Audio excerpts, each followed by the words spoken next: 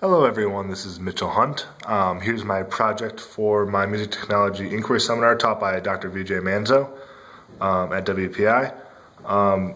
I intended to create a max patch that would take an audio file or any sort of audio input and convert that into a visual simulator. I was not able to get to my intended goal, however I was able to make a few of the audio analyzers that would go into this, and I'm going to explain it right now. So here's my patch right now. It's got quite a bit to it. Fun stuff. Start up here, I have a input right here. You have a choice between using SF Play,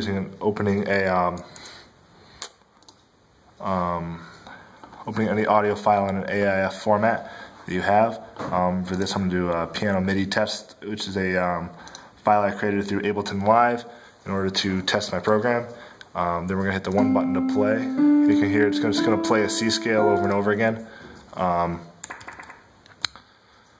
And the first part about my project is down here I have a tempo recorder that actually will send the audio through a filter,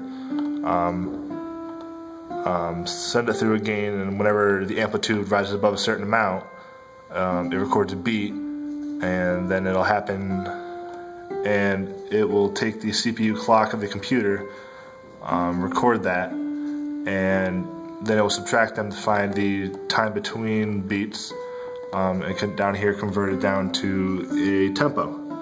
So right now we have an average tempo of about 59 beats per minute.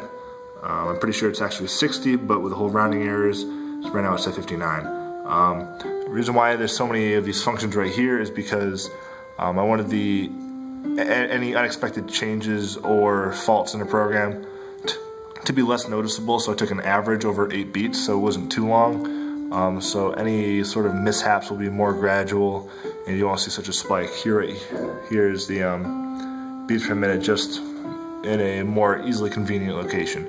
Over here we generally have, what I have is a set of, I think 39 filters or so, that process all the notes from a C3 to a C6 scale. And right here I have routed all the, a bunch of sliders to show the decibel level of all those audio frequencies through the filters. So you can see right here, this is C4 right here, and it'll just go up until it reaches C5. So see, it goes across. For some reason it's processing really slow right now, but that's the general idea. I'll use the spacebar to shut it off right now. That's a little function down there I'll get into more later.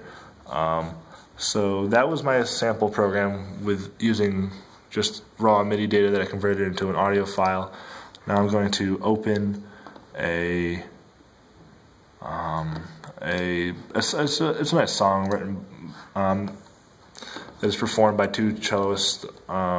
They do a lot of modern songs. I'll play this right here. So it's a lot more complex than just simple notes in a scale. As we let me follow this. It's weird having to scroll and use the video, but here's a slider. You can see right in the middle. I can't really navigate right now with two hands, but there we go.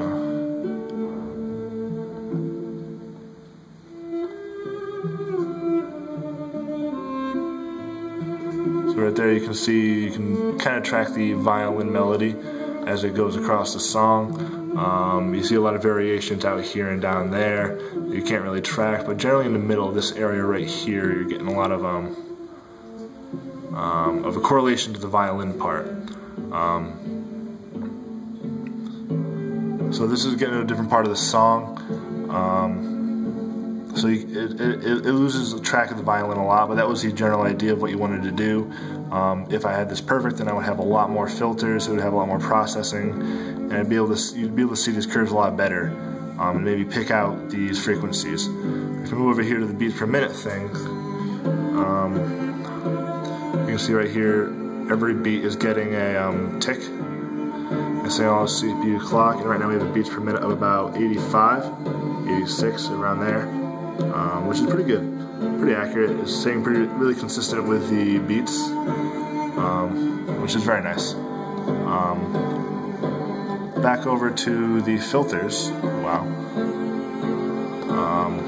As we go down here, I have a little bit of an if-then statement for a little bit of the range, not all of them. I could expand this if I needed to, but it was really complicated. Well, not really complicated, but tedious.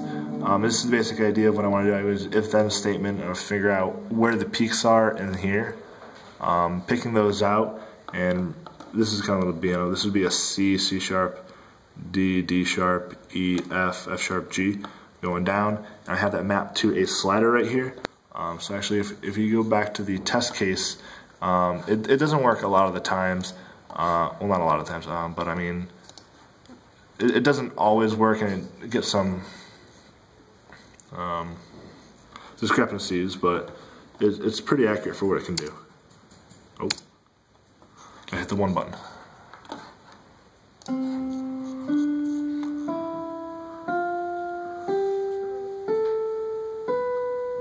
Alright, so here we go. So it's pretty good with the beginning of the scale. It's a work in progress right now, but this is what I currently have.